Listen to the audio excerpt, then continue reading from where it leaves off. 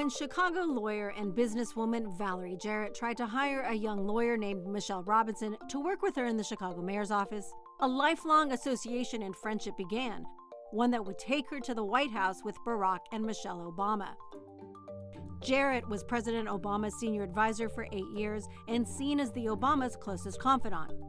In charge of public engagement and intergovernmental affairs, she was often the White House's public face explaining controversial policies like healthcare reform or the president's liaison during disasters like the BP oil spill. In her recent book, Finding My Voice, My Journey to the West Wing and the Path Forward, Valerie Jarrett shares her journey from a childhood in Iran to being the advisor to the most powerful couple in the world. Valerie Jarrett, thank you very much for sitting down with us here at Crosscut Now. My pleasure, Florangela. I'm delighted to be here with you. We have a very different type of administration currently in the White House. If you set aside ideologies and you look at how the West Wing is supposed to function, what can you tell me about that? Well, tone starts at the top. I can tell you that our West Wing under President Obama was very focused on making sure that he made informed decisions, that he did his homework.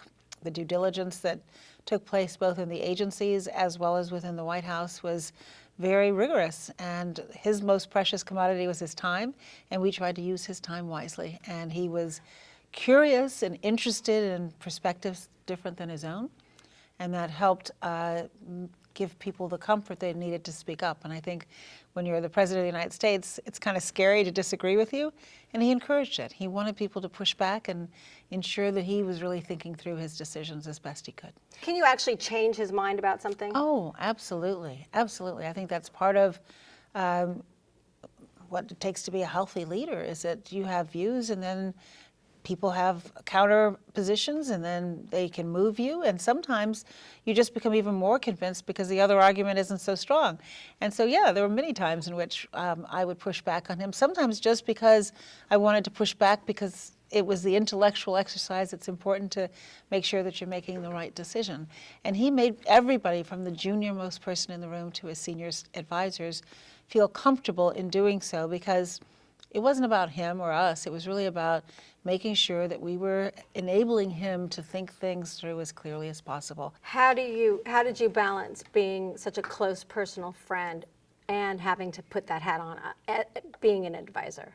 I think it was an advantage. The fact that I've known the Obamas since 1991, both professionally and personally. We share the same values, the vision for our country. Grew up in the same neighborhood or had that connection with the We lived in the families? same neighborhood, raised our children in the same neighborhood. They went to the same schools.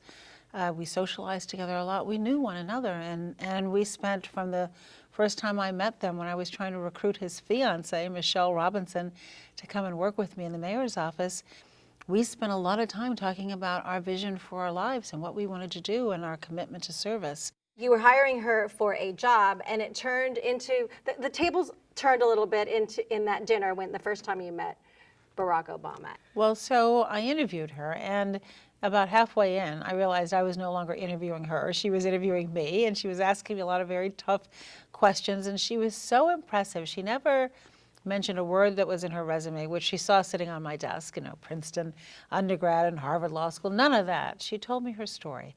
And it was a quintessential American story that people are now so familiar with. Growing up on the south side of Chicago from a working class family, and her father worked for the city water department, but he was a precinct captain, and that kind of piqued her interest in both service and politics. And she'd been at a big corporate law firm, similarly to my experience, and did not enjoy that, nor did I. And I was trying to convince her to take this leap of faith and join the administration. And I gave her a job offer on the spot, which she wisely demurred. And when I was speaking to her a few days later, and I said, "What are you going to do?" And she said, "Well, my fiance doesn't think it's such a good idea." And I said, "Well, who's your fiance, and what do we care what he thinks?" Who is this man? So she said, "Well, his name is Barack Obama, and he started his career as a community organizer, and he's a little worried about me going right into the political fire. I haven't even been in the frying pan yet. Would you have dinner with us?" And it was a very pivotal dinner. Well, first of all, thankfully I said yes to even going to dinner, because that's a little unusual. You're trying to hire somebody, and then suddenly you're talking to their fiance. But there isn't a decision that he made in his career without her right there at the table, too. And so I realized, sitting across the table from those two that night, not only were they deeply in love, but there was a mutual respect and a partnership. And that's a partnership that I have had the joy of observing over the last 28 years. What kind of president do you think Barack Obama would have been without Michelle? Well, that's an interesting question. I think he probably would have been the same president, but it would have been harder for him. I mean, she's a rock. She's authentic and in his corner and has a touch that similar to his in terms of where are the American people. And I think it hadn't been that long since they were paying back student loans. And if he hadn't written such a bestseller book, they wouldn't have been in the situation they were in. And so I think that her having come from this working class family, them having struggled with student loans and trying to figure out how they were going to pursue their careers, gave him the ability to relate in a way that resonated quite clearly with the American people. And so I think he would have been the same president, but she enabled him to be resilient and to have a touchstone and someone in whom he could confide and know that she was rooting for him and enabling their family to be healthy and whole while he was off being the president of the United States. So I think all of that made it easier for him to be the president that he was. You mentioned earlier about just how similar, the similar backgrounds that you and Barack Obama had. So what was the difference? What differences did you bring to the role as senior advisor, and how did that help? Well, I think we had similarities in that he lived in Indonesia for a while. I was born in Iran. We had a similar perspective on the world. We had similar values and priorities. But I'm a woman. I have been a single mom. I had worked in a different profession than he. I think I'd had a role in the corporate community, running a company, serving on a whole range of corporate boards, both for-profit as well as not-for-profit ones. And I think that business experience was useful to him. I also think the fact that I had worked in local government was very helpful. He wanted to make sure that his decisions were informed. And an important constituency for him were state and local elected officials. They're right there proximate to the people who they serve. And because I had worked so many years in local government, he thought me being the person to stay in touch with them and bring their ideas and recommendations to the table and bouncing our ideas off of them would be an important asset for him to have. And the Office of Public Engagement, which was responsible more broadly for engaging constituencies, was another important source, a data point, to make sure that the people who were most directly affected by our policies had the chance to weigh in. And then chairing the White House Council on Women and Girls, as I mentioned, I've been an advocate for gender equity for as long as I can remember, having been a single working mom myself and knowing that I felt like I was holding on by my fingertips and I had everything going for me. So imagine what it's like for the single working family members who don't have much going for them and how they struggle, and thinking through how we could enact policies that were supportive of working families was another strength I think I brought to the table. That role of having to listen to governors and be the listener and then having to communicate that to the president. How do you not get caught up in all the clamor? Well, you have to have a pretty strong ability to focus and absorb a lot of clamor coming your way. I describe it as absorbing a lot of pain without it making you numb or crushing your soul. You have to be able to separate the politics from the service. And in the book I describe, for example, working with 5 Republican governors during the oil spill. And every morning at 9 o'clock, President Obama wanted me on the phone with those governors to make sure that we were addressing this huge challenge together. And it had nothing to do with politics.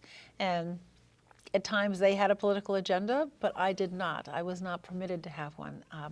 Our Office of Intergovernmental Affairs was not political because the people that those governors represented were our constituents too. You write about your parents, very different generation, and not completely confident that Barack Obama would win. Oh, thought he would never win.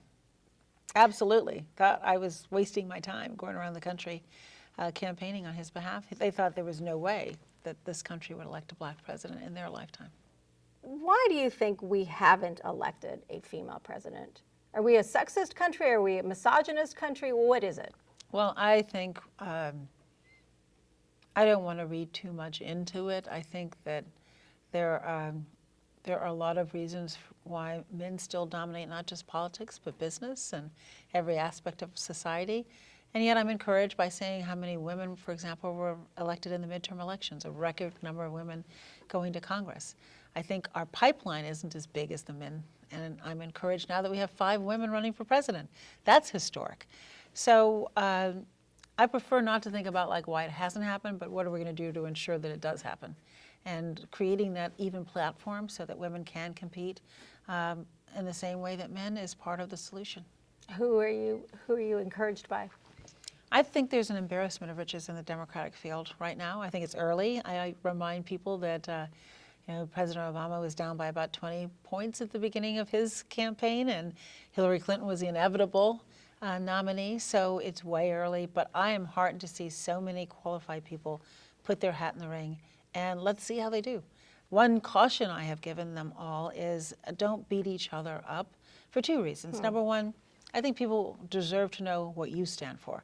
Not being critical of your opponent, but who are you? But secondly, that if they do beat each other up, then whoever emerges goes into the general election in a weakened state, and we can't afford that.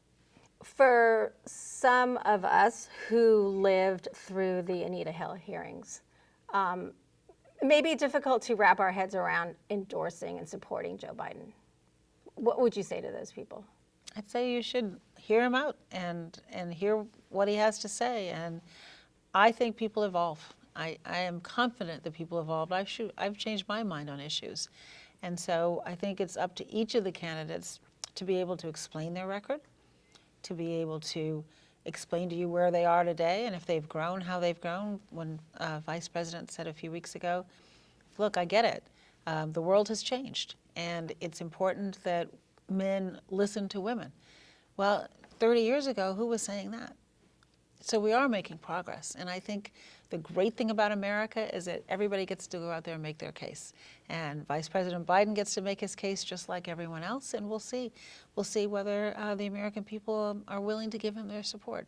It's way too early to know the answer to that. Do you still pay attention to politics in Chicago? Yeah, I do. Of course I do. Chicago's home.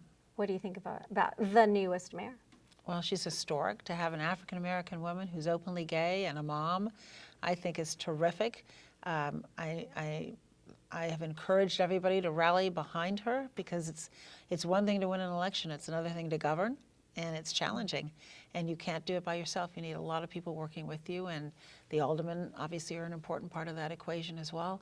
And to have an African-American woman now who's chair of the Cook County Board and an African-American woman who's the mayor of Chicago just makes me smile.